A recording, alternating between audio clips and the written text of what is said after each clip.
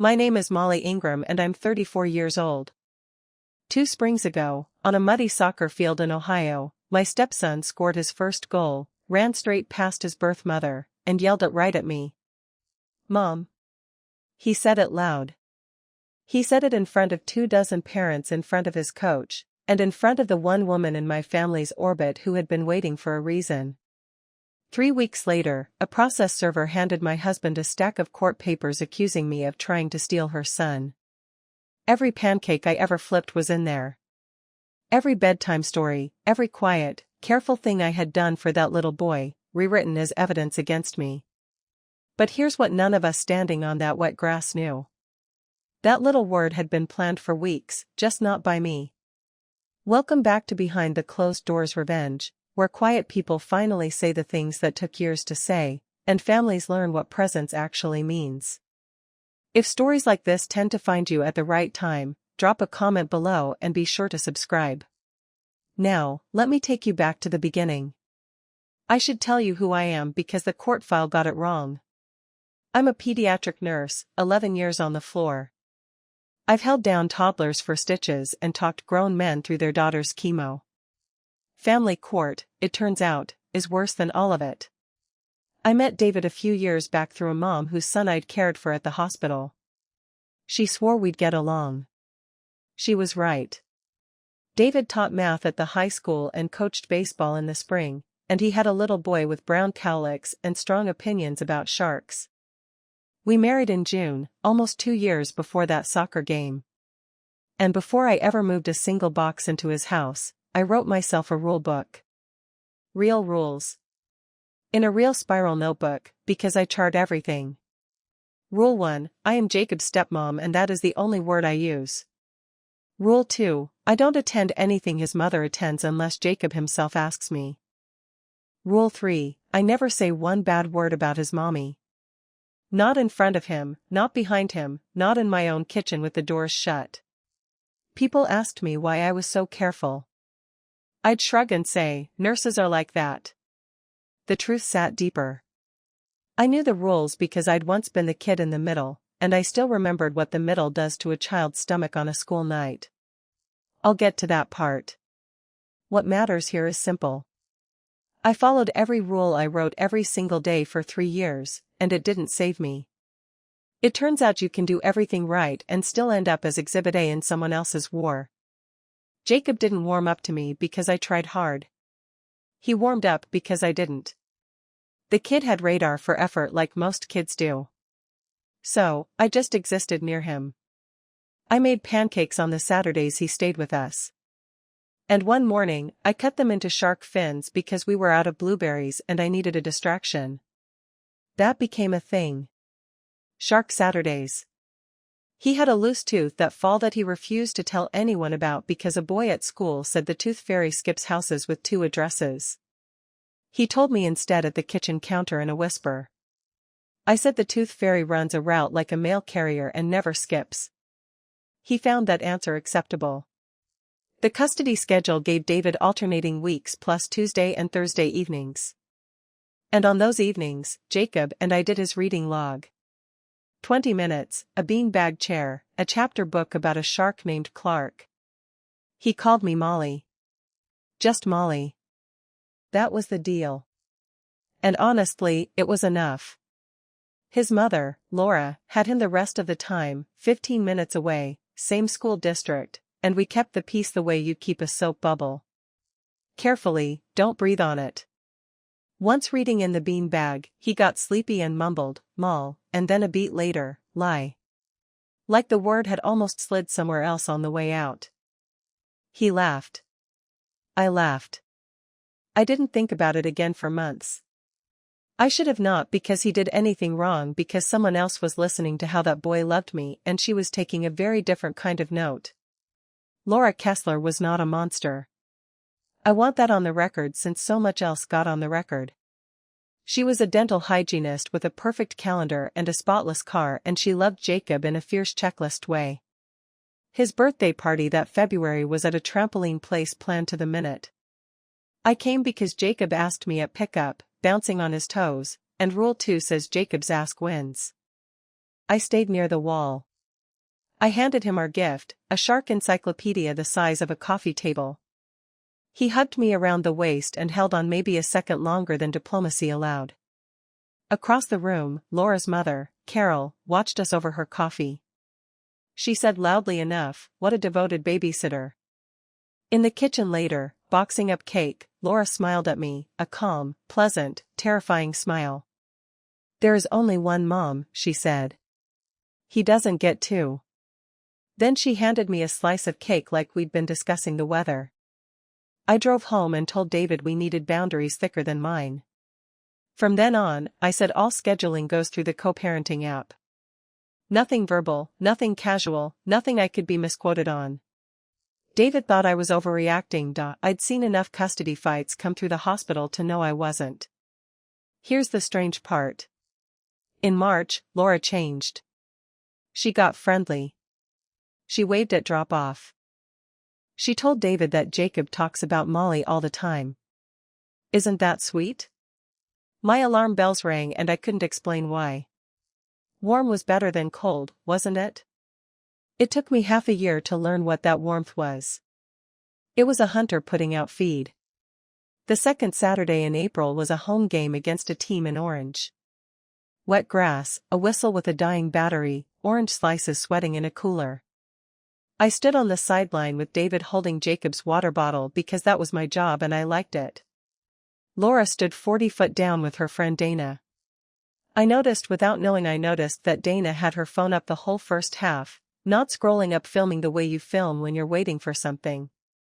Second half, a kid in orange bobbled a pass and Jacob, my cautious, shark-loving Jacob, stole the ball and ran it all the way in. His first goal ever. The parents cheered.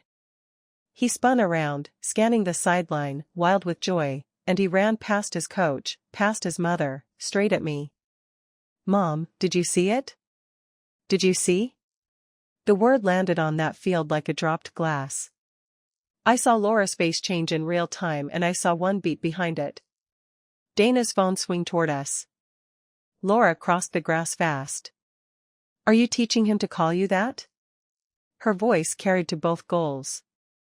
24 parents went quiet in a way I can still hear. Jacob's face crumpled. But you," he started, and Laura took his wrist and steered him toward the parking lot mid-sentence, cleats dragging.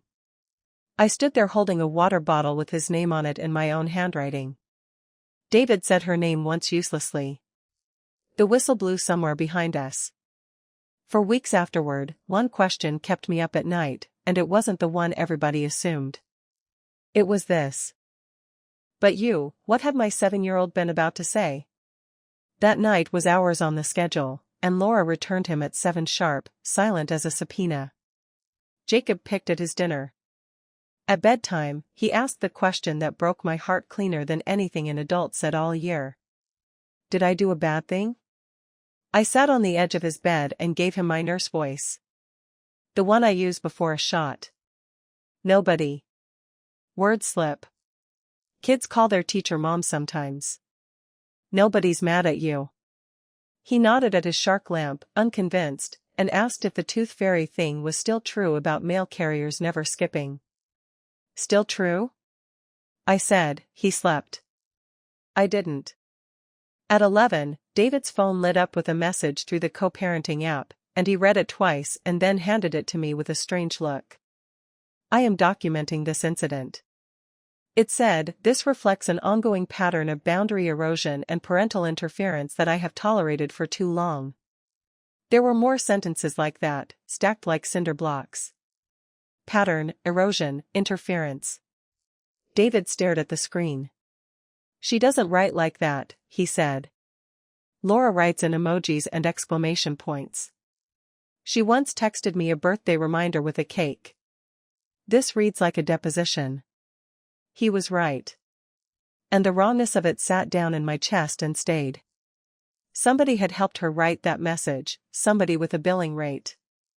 And if a lawyer's voice was already coming out of her phone 2 hours after a soccer game, then that lawyer hadn't been hired that afternoon.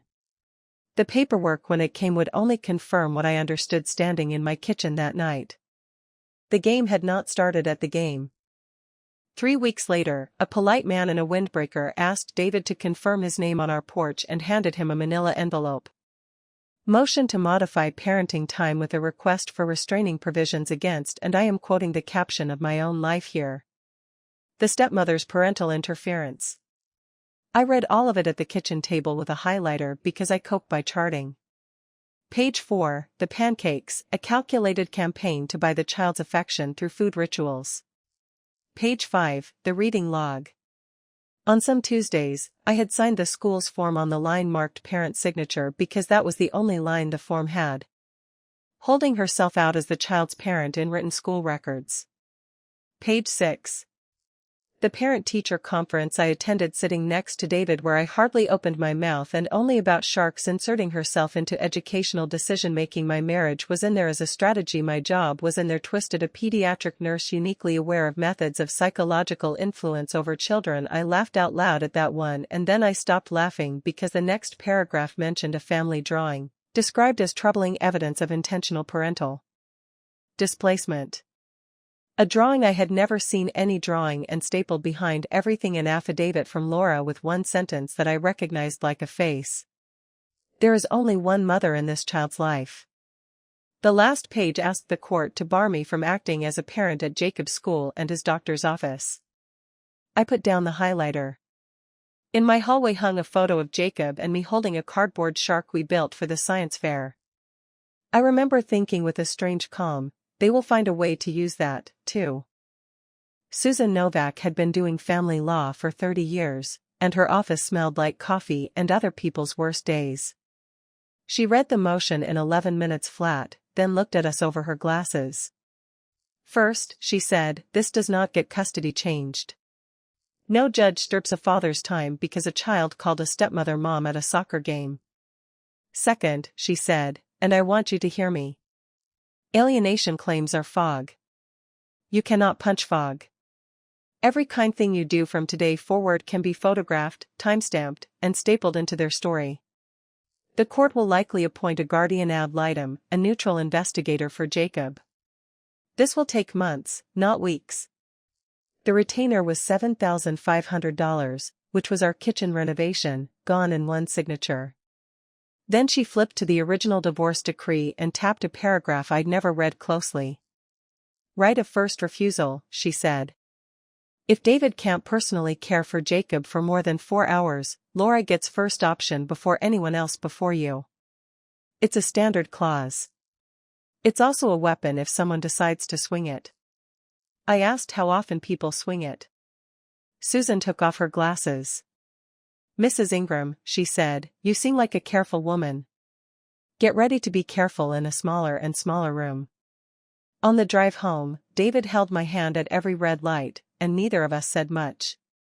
I kept thinking about fog, and about how I had spent 3 years being unimpeachable, and how unimpeachable had just become a symptom.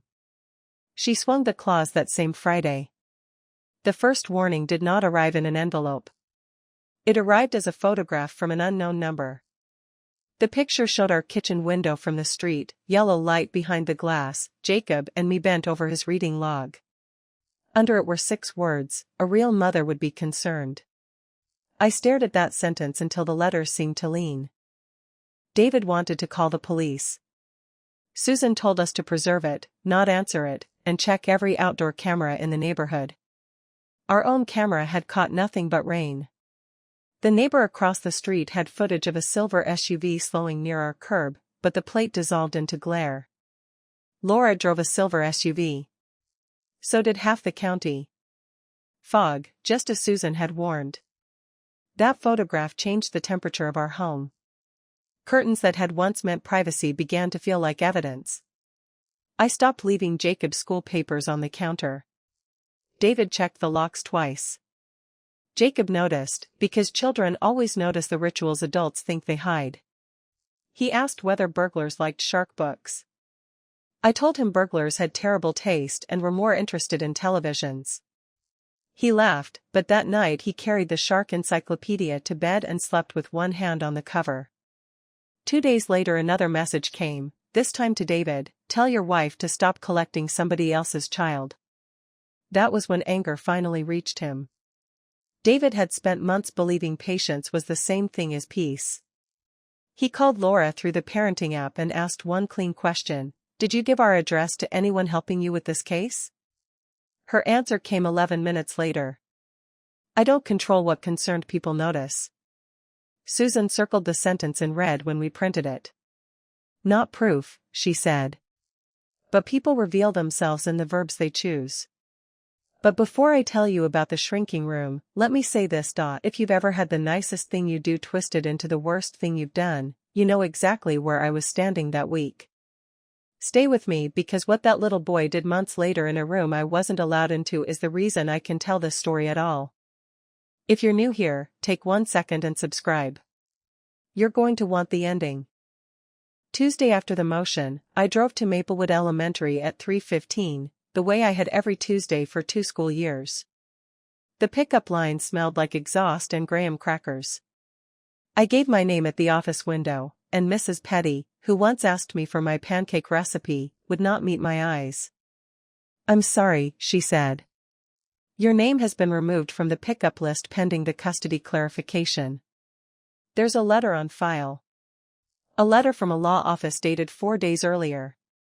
The school wasn't taking sides, she explained, reciting it. "When there's a dispute, we can only release students to individuals named in the court order." I understood. I hated that I understood. Through the glass behind her, I could see the pickup benches, and I could see Jacob on the end of one backpack with the shark keychain, feet swinging, scanning the cars for mine. Nobody had told him either. I called David, who left baseball practice with an assistant coach covering, and 40 teenagers wondering. I waited in my car where Jacob couldn't see me because a boy shouldn't watch his Molly be turned away at a window. That afternoon, the school mailed home updated paperwork, and in the stack was Jacob's emergency contact card. 4 lines: father, mother. Then my name on line 3 with a red line drawn through it.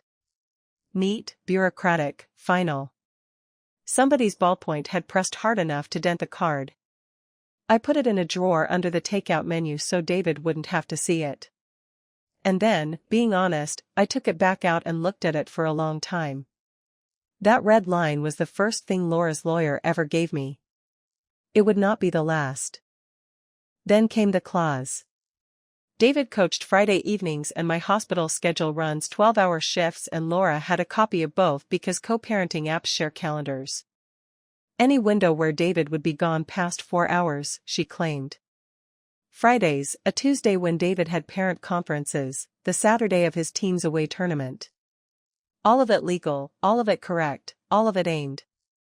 Jacob started living out of a booster seat, backpack in one house, cleats in another, library book lost between the two. He fell asleep in the car so often that Laura bought a neck pillow, and I saw it on the seat at handoff, and something in me broke a little at how normal it looked.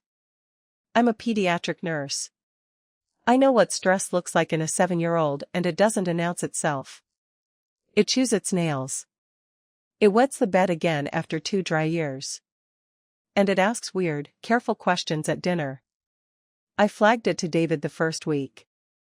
He requested a schedule change from his athletic director, who is sympathetic and helpless because you can't reassign a head coach mid-season without benching the whole team spring.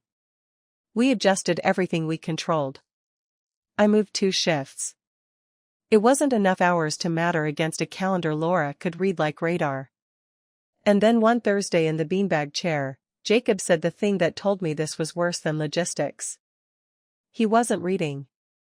He was looking at the shark book without reading. Which is different. "Mommy asks me every night what you and me did," he said. "And I don't know the right answer." I told him every answer that's true is right. He nodded like I'd given him homework. My stomach has not fully unclenched since. I said I'd get to the part about me. So, here it is. Short version.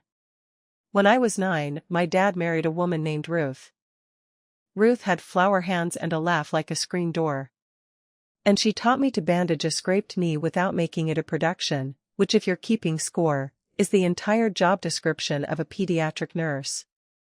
I loved her fast, the way lonely kids do. My mother found out I'd hugged Ruth at a school concert. And on the drive home, she gripped the wheel and said, "If you ever do that in front of me again, I will consider you lost to me." 9 years old, buckled in the back seat, learning the exchange rate on love. So, I adapted. I loved Ruth in secret. In the daylight hours, my mother couldn't audit. And I became useful because useful people don't get sent away. I set the table before anyone asked.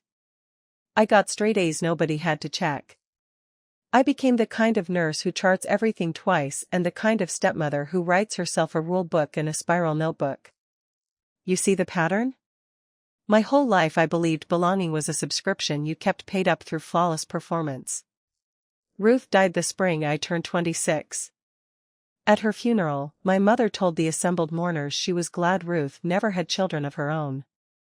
I remember deciding in that pew that if I ever got a Jacob, he would never, not for one afternoon, live in the middle the way I had. I wrote my rule book so Jacob would never live my childhood. Laura was about to hand it to him anyway, laminated with exhibits. The ugliest moment happened at my hospital, which is why I nearly quit. A 6-year-old girl came into the emergency department struggling to breathe after a bee sting. Her father was panicking, the child was turning gray around the mouth, and the room narrowed to training, epinephrine, oxygen, monitor, reassess. We stabilized her in minutes. When I stepped into the hallway, my charge nurse was waiting with a hospital administrator and a printed email. Someone had reported that I was emotionally unstable because of a custody dispute and might use my access to children's records to manipulate my own family case. I remember the absurd details. A coffee stain on the administrator's folder. A cartoon giraffe on the wall behind him. My own hand still smelling faintly of adhesive from the oxygen mask. I had just helped save a child, and I was being asked whether I could be trusted near children. The hospital had to investigate. Policy is policy, and I knew that better than anyone. My access logs were audited. My coworkers were interviewed. For 4 shifts I worked under a second signature requirement, every medication and every chart reviewed by someone else. No misconduct was found. Not one improper record opened, not one privacy rule bent. The administrator apologized in careful corporate language, but an apology cannot erase the look colleagues give you when they have heard the accusation before they hear the truth. I told Susan I wanted to use the cleared audit as a sword. She told me it was better as a shield. Then she asked who knew the exact name of my unit. David and Laura did.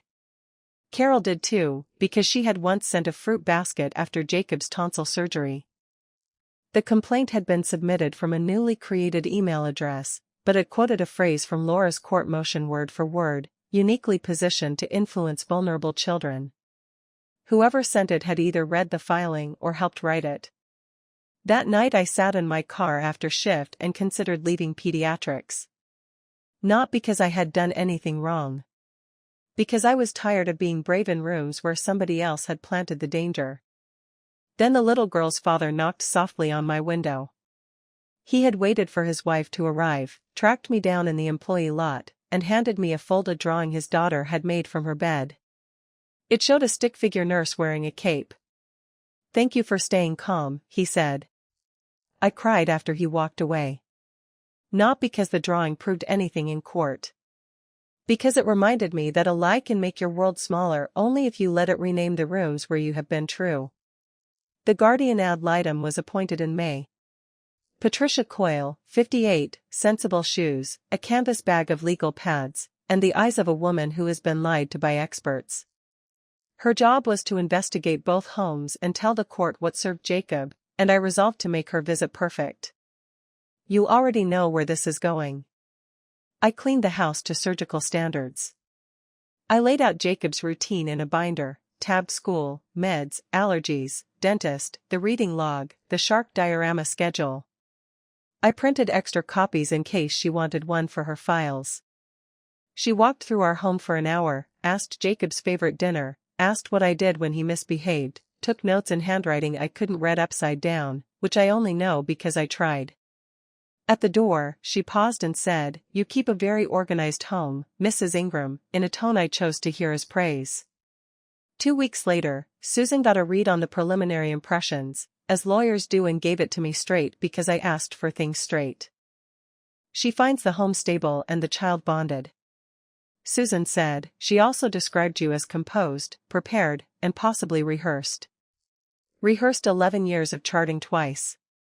Of being the calm one in the room, of earning my keep through competence, and the first neutral observer of my life wrote it down as a warning sign.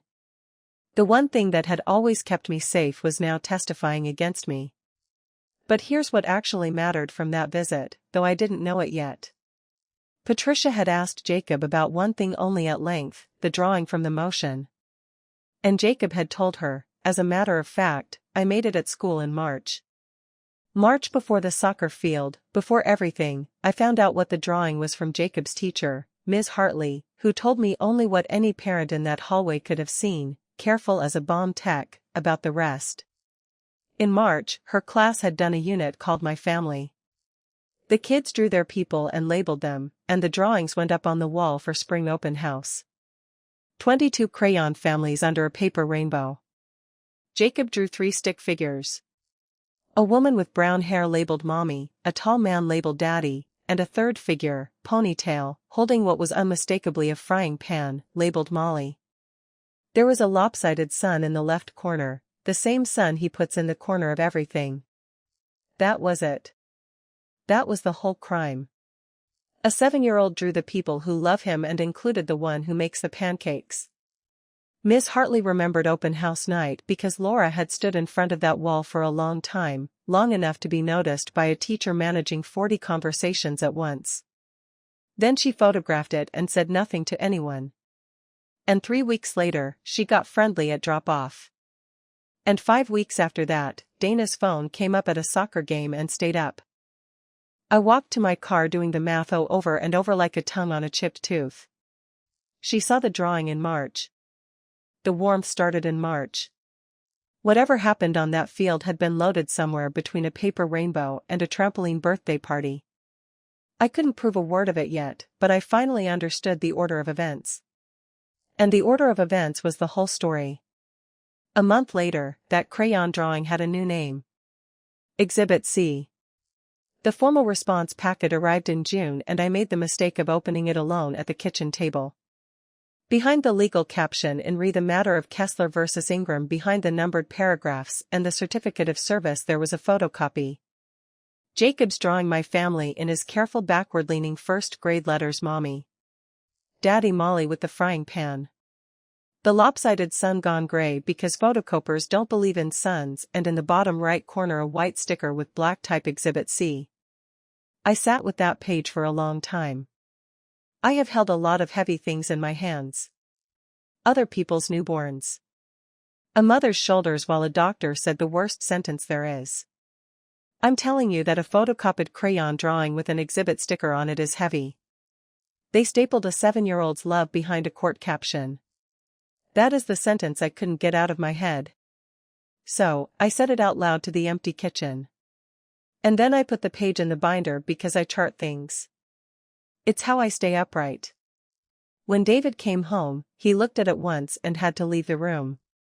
And that weekend, Jacob, doing his reading log across the counter from me, asked without looking up, why did Mommy take a picture of my drawing? Did I spell something wrong? I said, you spelled everything right, buddy. Every single thing. He went back to Clark the shark. I went back to breathing. Remember that drawing? Hold it in your mind the way I held it in that kitchen. Because that piece of paper was not finished with any of us. And when it came back in a way nobody in that courthouse saw coming. The interim hearing was in July in a beige room with a magistrate named Whitmore who had the voice of a man grading his 9,000th essay. Laura's attorney played the video. There it was on a courtroom screen. The wet field. The goal. My boy spinning, scanning, running. Mom, did you see it? Did you see freeze frame? The clip stopped one breath after the word, cut clean before Jacob turned before the butt. But you, before Laura's hand closed around his wrist. Edited grief looks very tidy. Her attorney called the video a window into a confused child's daily reality. Susan objected to half of it and won a third. Magistrate Whitmore rubbed his eyes and issued what courts issue when they can't yet know anything, an interim order. Pending investigation. Mrs. Ingram shall not hold herself out as a parent to the child's school or medical providers. It wasn't a finding. Susan said that 4 times on the courthouse steps. It doesn't say you did anything. It says the fog needs time. But orders don't read the way they're intended. They read the way they land. I sign medication sheets all day. My signature keeps children safe from the wrong dose. And a court had just ordered me not to sign a 7-year-old's reading log. I went home and did something I'm not proud of. I watched Dana's clip 11 more times on David's copy of the exhibit with the sound up. And on the 11th time, I stopped asking what the video showed and started asking what a jury of one. Me could not stop wondering how long was the original recording, why did it start before the goal, and who tells a friend to stand at a kid's soccer game filming the sideline instead of the game. 2 weeks into the new schedule chaos, Jacob stopped calling me anything at all. I noticed it the way you notice a missing tooth with your tongue before your brain catches up. He stood in the kitchen doorway one evening twisting the hem of his shirt and said, "Hey, can I have some water?" Hey, that was my new name. Not Molly, not anything. Because somewhere between 2 houses, a boy had concluded that every name in his mouth was a landmine and the safest word is no word. I got him the water. I kept my voice level, nurse level, while something in my chest sat down on the floor. David and Laura had already agreed in one of their only civil exchanges that summer to get Jacob a therapist, a gentle woman named Dr. Reyes with a sand tray and a fish tank. That agreement, for the record, is the single thing the whole apparatus got right on the first try. After a session in late July, Dr. Reyes told them both what I could have told anyone from a beanbag chair. He's learning that names have consequences. She said he's protecting the adults by erasing himself. He is 7. That night, I took out my spiral notebook, the rule book. And I wrote a new rule at the bottom. Rule 4. Need nothing. Not a name, not a title, not a thank you. Then I looked at it for a while and I tore the page out because even I could hear it. The old reflex. The girl setting the table so she wouldn't be sent away. Here's what I knew for certain by August. A kid too scared to say your name will still crawl into your lap after a nightmare. He did twice. No court order reaches that far. Nothing does. In August, my steady husband hit his limit. He came home from a deposition prep call with Susan, dropped his keys in the bowl hard enough to chip it, and said, "We're done defending. I want to go after her. Investigator, her spending, her boyfriend history, a cycle, all of it. She is burning our family down, and I keep handing her matches." And I said, "No, not a gentle no, a flat one. I will not do to Jacob's mother what she is doing to me," I said. And David, who had watched me get erased from a pickup list without raising my voice, finally raised his. "You don't get to be the only person in this house with principles, Molly. Your principles are losing." It was our first real fight. The kind with a closed door and a spare blanket on the couch. He wasn't wrong about the losing. I wasn't wrong about the matches. Near midnight, he came and sat on the edge of the bed and told me something I'd never heard in a voice I'd never heard. The day Laura's divorce was final, her mother, Carol, took her to lunch in public at the church women's favorite restaurant and told her divorce is what women do when they've failed. Her own mother in front of the lunch crowd. That church, that women's circle, that scorekeeping, that's the water Laura swam in her whole life. David said, "I'm not excusing her. I just know where the wound is." I lay awake a long time after that because I knew that verdict. My mother had handed down the same one from the front seat of a car when I was 9. 2 women, 1 fear, 2 different ways of gripping. That thought didn't soften me. It clarified me. The last Thursday in August, Jacob spiked a fever. Nothing scary, 101 and change, a virus doing laps around the 2nd grade. It was our night on the calendar, and Laura, to her small credit, didn't fight the handoff. He couldn't sleep, so I sat against his headboard, and he leaned on my shoulder, hot and heavy, drifting in that in-between place feverish kids go. And out of that place, into the dark, he said it. I did it wrong. Did what wrong, buddy? The mom thing. He said, Mommy practiced with me in the car. She said if I called you mom at my game after, I would get a surprise. But then she got mad anyway, so I did it wrong. Right? The shark lamp hummed. My whole body went very still, the way it does at work when a monitor changes its mind. There it was. The missing half of But you, the friendly march, the phone already up and filming, a little boy rehearsing a word in a booster seat, thinking it was a game, thinking there'd be a surprise, and the surprise was watching every adult he loves detonate. I want to be honest about the next 60 seconds because they were 60 full seconds. I am married to a man with a lawyer on retainer. My phone was in my pocket. One voice memo and this whole nightmare flips. I did not take out my phone. I did not ask him a single follow-up question. I was not going to turn my stepson's sickbed into a crime scene. And if you want to know the exact difference between me and the woman suing me, that pocket is where it lived. I pulled the blanket up and said, You did nothing wrong. Not one thing. And he was asleep before the sentence finished. Then I sat in the dark doing the terrible math. My stepson had just handed me the truth that could end the entire case, and I could never ever use it. If you've ever held proof you refuse to weaponize, tell me in the comments. I read them. And subscribe, because the way that truth finally got out through a door I never touched, still gives me chills. I told Susan the next morning in her office, no notes. I told her what he said and what I didn't do. And she looked at me the way triage nurses look at people who walked in carrying their own severed finger in a lunchbox. Calm, impressed, slightly alarmed.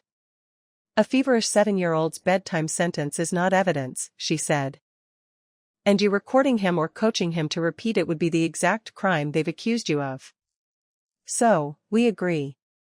We don't touch the boy. Then she leaned back and put her glasses on top of her head. But there are clean doors, she said. Door 1. They made that video an exhibit. That opens discovery about the video itself, how it was made, who made it, and what was said around its making.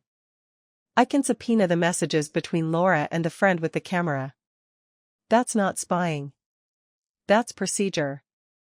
They invited it the moment they filed the clip. Door 2. Patricia Coyle still has to interview Jacob alone. No parents, no scripts. It's a standard part of every guardian ad litem investigation. We don't request it. We don't shape it. It simply happens. Whatever that child says in that room, he says on his own. I sat with that and then I set my one condition and I made her write it down, which amused her not at all. Nobody prepares Jacob. Nobody rehearses him. Nobody so much as tells him the interview matters. If the truth walks out of that room, it walks out on its own feet. Susan said, You understand you're tying my hands. I said, My hands. You can tie his. Nobody ties again. She sent the subpoena out that week. Discovery takes weeks. She warned me. These things crawl. The truth, as it turned out, took 9 days. The production came back on a Tuesday. A PDF of message threads with a cover letter. And Susan called me before I'd finished my shift. Come in, she said. Bring David. Don't speed. The messages between Laura and Dana started 3 weeks before the soccer game. Laura, be at the 10 o'clock game Saturday morning. I need you filming. Dana, filming what? His team is terrible. No offense, Laura. Keep your phone on the sideline. On us the whole game. You'll know it when you hear it, Dana. Okay. Weird, but fine. And then the one Susan had flagged with a paper clip. An actual paper clip. Like it was 1995. Laura, don't worry. I've been working on it with him all week. He'll say it 8 days after that. Laura, did you get it? Send me the clip tonight before you send anything to anyone. I read the thread twice. David read it once and walked to the window and stood there with his hands on his head like a man watching his house burn from the lawn, which in fairness is what he was. Susan was professionally speaking delighted. This is manufactured evidence, she said. She built the incident, staged the camera, scripted her own outrage, and then filed the product with a court. Combine this with whatever the Guardian ad litem hears, and this case doesn't just collapse. It reverses. I should have felt the win. I want to tell you I felt the win. What I felt was the phrase, I've been working on it with him all week. Playing on a loop. Working on it in a booster seat. A 7-year-old running lines with his mother and thinking the prize at the end was a surprise. I looked at the pages fanned out on Susan's nice table, the biggest weapon anyone had ever put in my hands. And my first complete thought was, so this is what it costs him. Before anything could reverse. September came and with it the fall family open house. Jacob had been building a shark diorama for 2 weeks. Hammerhead, hot glue, blue cellophane water, and he'd invited me back in the summer before any of us knew what fall would look like. You have to see it, he'd said with capital letters in his voice. Rule 2 says Jacob's ask wins. The interim order said I couldn't act like a parent. So I went as what I legally was, a guest of my husband, hands in my pockets. Name tag reading visitor. Laura came too because it was her right. And I want to be exact here. It was her right. What happened wasn't anyone's right. Jacob came around the corner from the gym, saw me and David by the door, lit up, then saw his mother by the classroom, and stopped. Full stop. Sneakers squeaking on wax. His eyes went left, left, and then my boy, who runs at everything, turned and bolted down the hallway and locked himself in the boys' bathroom. It took the counselor, Ms. Alvarez, 40 minutes of talking through a door decorated with paper owls. The whole hallway of families pretended not to listen. I stood exactly where I'd stopped because moving felt like taking a side of the hallway through the door loud enough for all of us. One sentence. I don't want anybody to come to anything ever. Laura left before he came out. Not in victory. I watched her walk to her car and she walked like a woman carrying something that had shifted and gotten heavier. David drove us home. Jacob sat in the back with his diorama on his knees. Nobody had seen the hammerhead. In the garage, in the dark, I finally said the sentence out loud that had been assembling itself in me for weeks. Every way I win, he loses. My phone buzzed against the cup holder. Patricia Coyle's office. Jacob's interview was Monday. I wasn't in the room. That's the point of the room. Patricia interviewed Jacob alone at her office a Monday after school with a sand tray and a basket of fidgets. And everything I know comes from the report she later filed, which Susan read to me in a conference room with the door shut. They talked about 2nd grade. They talked about sharks at length. Patricia's notes record the hammerhead's dietary habits with a straight face, and I will love her forever for that. And then unprompted, no question pending, Jacob told her. Mommy told me to call Molly Mom at my game.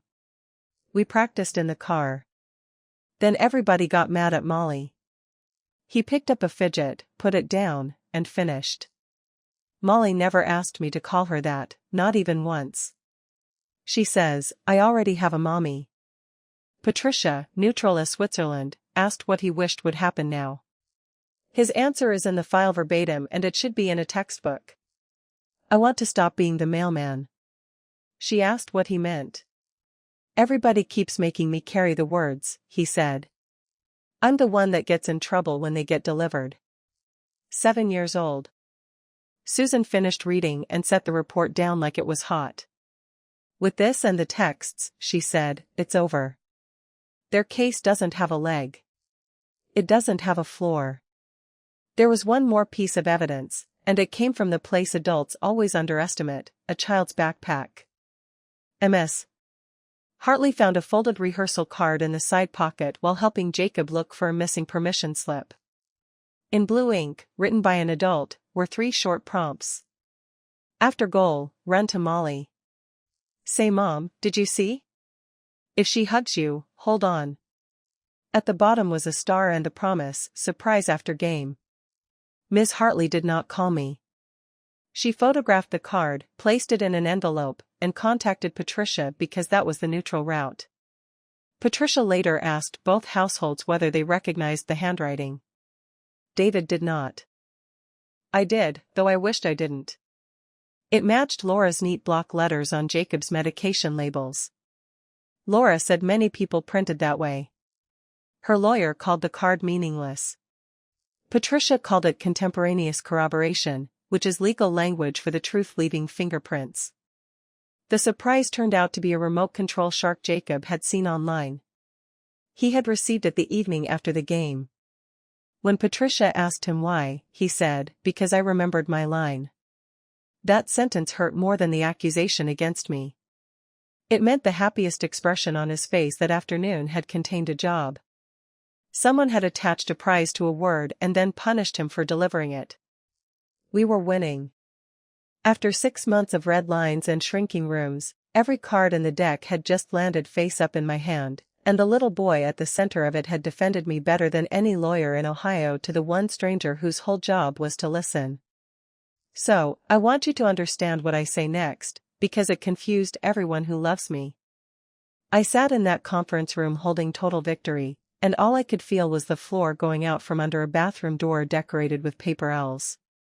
3 days later, I saw the machine that built Laura in the parking lot of a pharmacy through a windshield. I'd stopped after a 12-hour shift to pick up a prescription, still in scrubs, and I clocked her car 2 spots down before I clocked her because her car is always spotless. And it was spotless. Laura sat in the driver's seat, not moving. Her phone was face up on the dash on speaker, and her window was cracked, and the parking lot was empty and quiet the way parking lots are at 10 at night. And I heard it, Carol's voice, clipped and certain, the voice of a woman who has never once been contradicted at her own table. If that woman ends up raising him, then you were never really his mother. Do you hear me? You fix this or don't come to Thanksgiving asking everyone to act normal. The call ended. Laura didn't cry. That's what I keep remembering. She sat with both hands on the wheel of a parked car, staring at the pharmacy's automatic doors like they were a test she was failing. And she looked exactly like a 9-year-old buckled into a back seat being taught the exchange rate on love. I stood there in the dark holding my white paper bag unseen. I am not going to pretend the sight fixed anything. Understanding her did not mean excusing her. She built the trap. She rehearsed a baby in a booster seat and sprang it on all of us. And some morning very soon, a magistrate was going to read her own text messages back to her. That was all still true. But I drove home knowing one more true thing, and it changed the shape of everything I did afterward. Destroying Laura wouldn't end the machine. It would just prove the machine right and hand it a new child. Susan called that night with her plan to finish the case. Her plan, not mine. Susan's plan was clean and total, and she laid it out at our kitchen table like a general with good news. We file the texts and the guardian ad litems, manufactured evidence, litigation, abuse.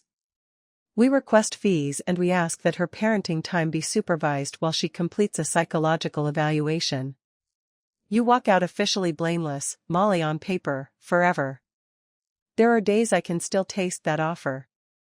And then I looked at the binder on the counter at the gray photocopy sticking out of it. Exhibit C, the sun gone gray, and I asked Susan one question. Is the file public?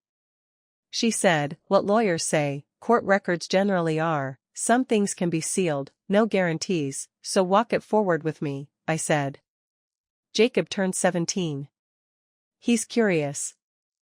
Kids get curious, and he pulls the file, and he reads a court finding that says his mother lost him because of things he said in a room with a sand tray. He finds out his own sentences were the ammunition, that he was the mailman one last time, and the letter took his mother down.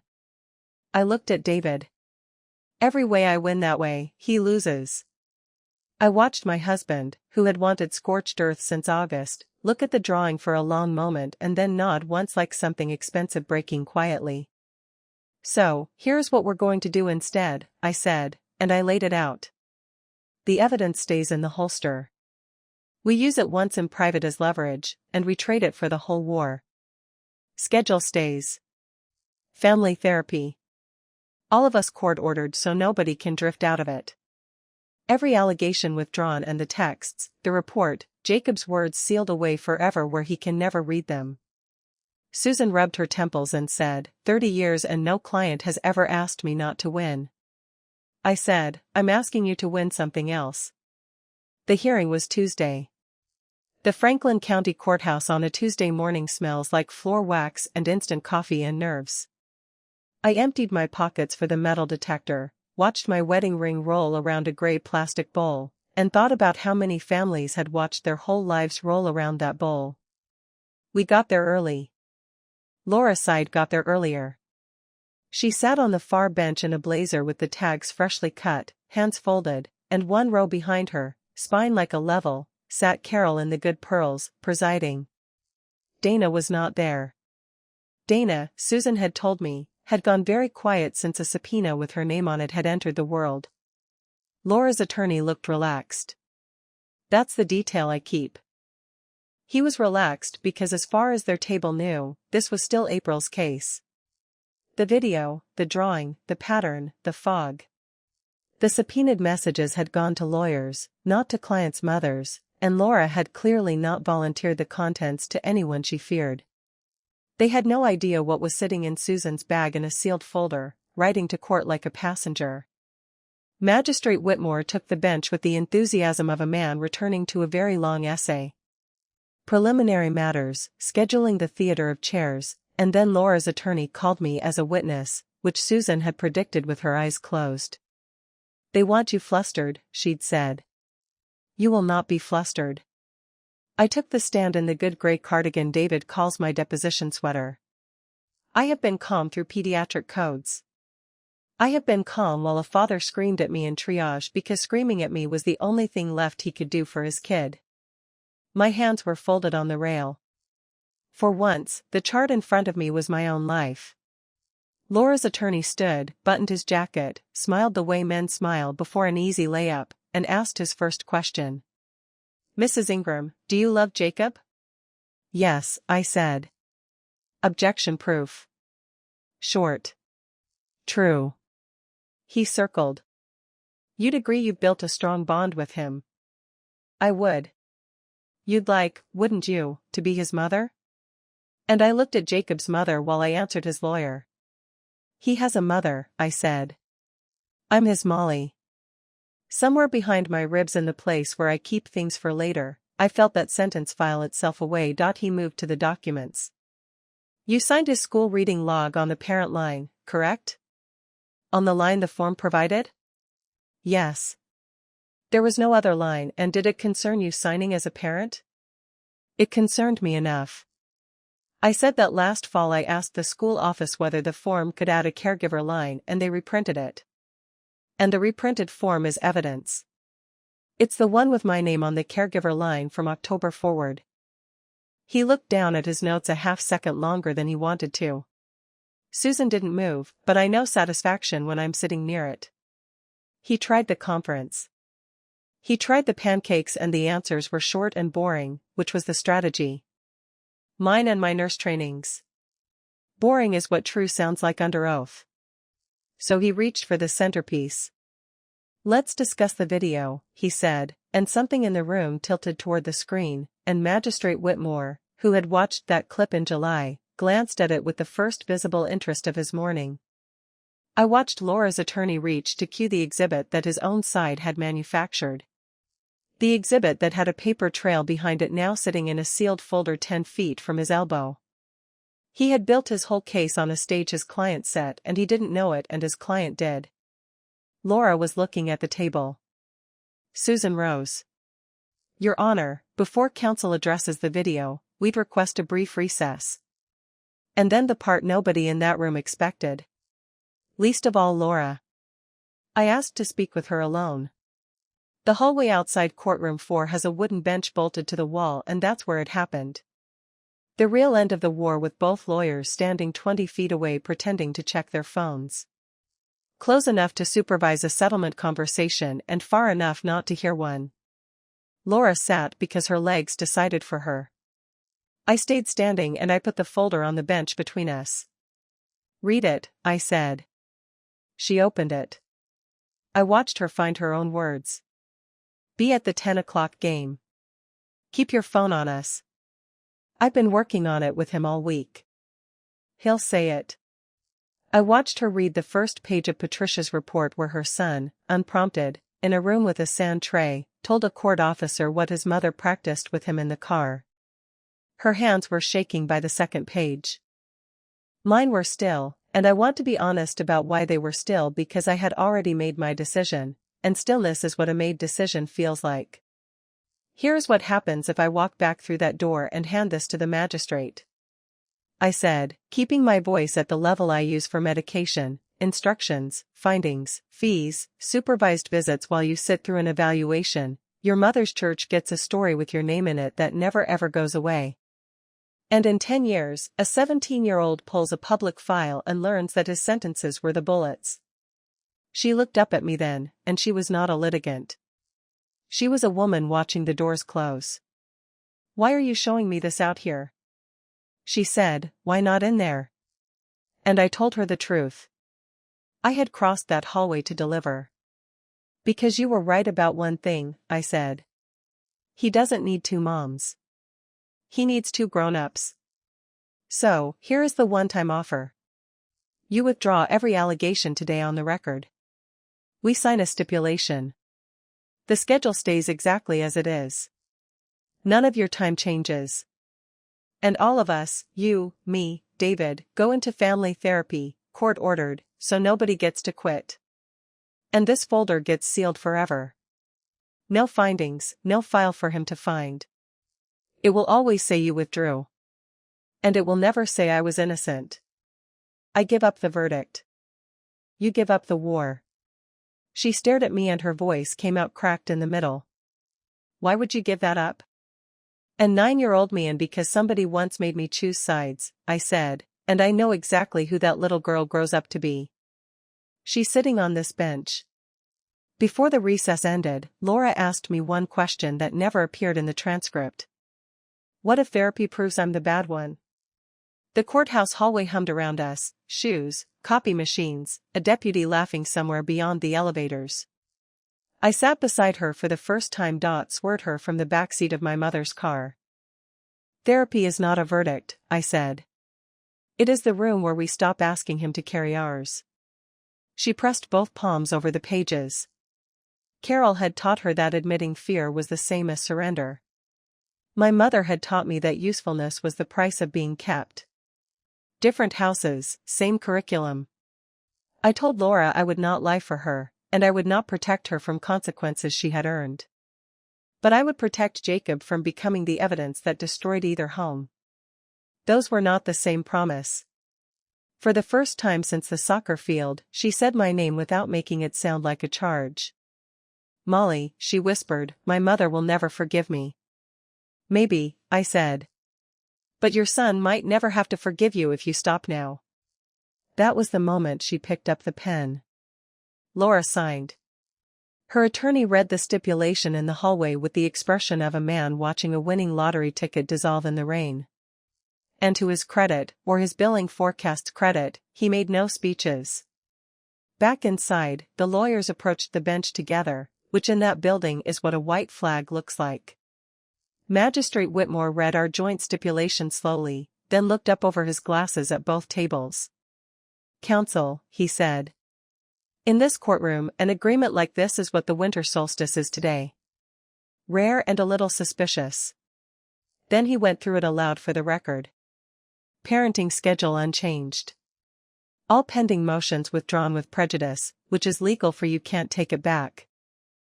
Therapy was not a montage. The first session, Laura sat as far from me as the room allowed and answered in single sentences. And Jacob built a wall out of sand tray fences down the middle of everything, which Dr. Reyes said was not subtle and not bad. Walls are how kids ask if the fighting is really over. The fourth session, he drew again. Small stuff first. Sharks, obviously. Dr. Reyes gave him the words we should have given him in April. You get to love everybody, she told him with all three of us listening. The grown-up feelings in this family are grown-up jobs. You are fired from all of them. Jacob thought being fired was hilarious and something in the room unclenched by a degree. And that's how it went.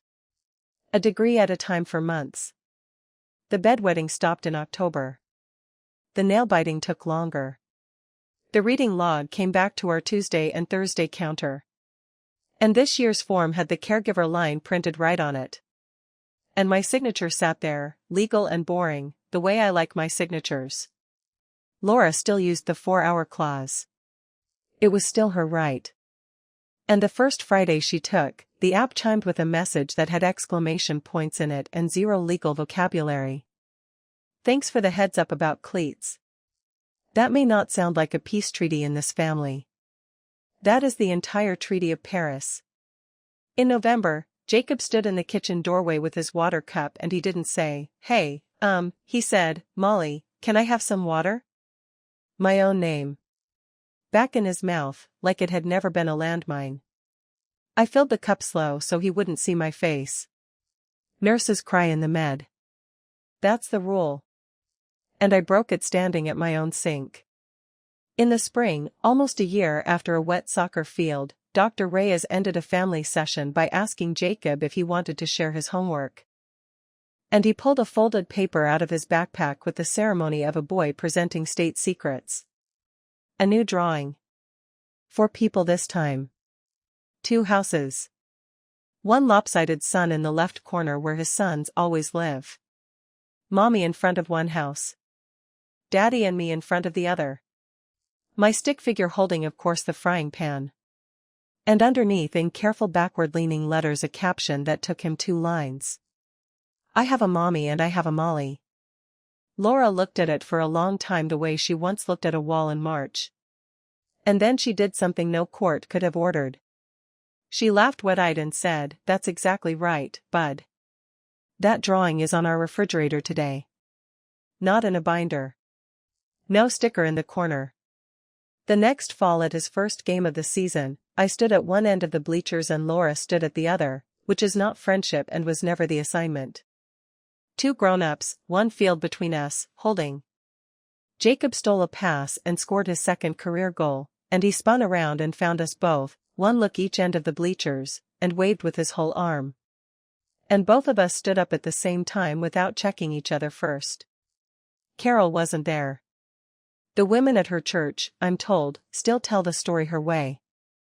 Some machines you don't get to switch off. You just stop feeding them your kids. I spent my whole life believing love was a chair you had to earn and guard. And Laura spent hers believing the same thing with better lighting. And in the end, it took a 7-year-old with a crayon to teach the whole courtroom what neither of our mothers ever learned. Love was never a chair somebody has to lose. It's a table. And the only job the grown-ups ever had was to build it longer. That's my story. 1 staged moment, 1 sealed envelope, 1 little boy who told the truth when nobody asked him to. If this reminded you that loving a child is never a crime, share it with someone raising a blended family. Drop a comment telling me where you're listening from. Hit subscribe and I'll see you in the next story.